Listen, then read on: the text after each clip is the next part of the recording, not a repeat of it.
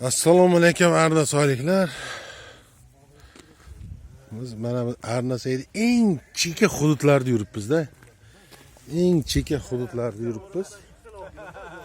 Chekka nimalarda, anolarda gaz kelmagan bir chekka sovxozlarning bir qishlog'ida yuribmiz-da. Mana qarang-da.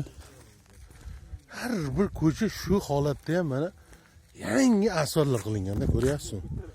Ha? Yangi asfaltlar. Ana o bor, yaqinda bir videobrashinani ko'rib qoldim. Zafaroboddan, Paxtako'rdan bir yigit, bir do'stimiz bizni yo'limiz chuqur, suda deb iltimos qilyapti-da.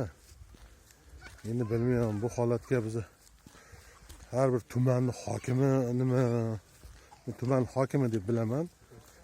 Biz Arnasoy tuman hokimi juda bir o'ta zo'r odam. Bir asrlarda kelmaydigan hokim kelgan Arnasoyga. Har bir mahalla, har bir nima chetda qolib ketmaydi e'tiboridan.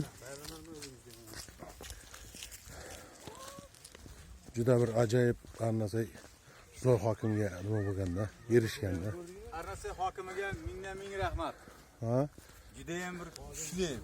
Bu naqa inson bir marta keldi. Qaytib bu kelmaydi. Kelmaydi, Arnasoyga kelmaydi. Bunaqa kelmaydi. Nechta hokimlarni ko'rdik. Shunday, butun Arnasoy bilyapti-da buni bor. Qarab, dalada yuribmiz-da, dalada. O ichki ko'chalarni ko'rsatdim hozir. Dalada yuribmiz, ichki ko'chalargacha asfalt bo'lgan-da. To'g'rimi? Respekt deydimi? Arnasoy hokimi respekt. Yaxshi chiqdi jahon.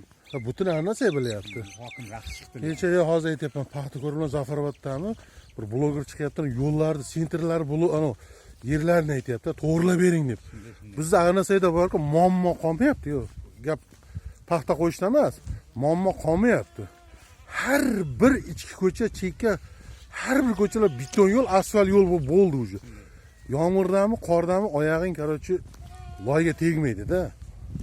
To'g'rimi? Gap yo'q. Har bir sovxozimizda, Arnasoy tumanida zavodlar binoga keldi. Zavodlar paydo bo'lib qoldi.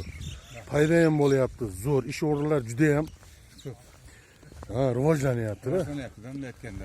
Gap yo'q. Sog' bo'ling, salomat bo'ling. Ana, dalaga ketyapti.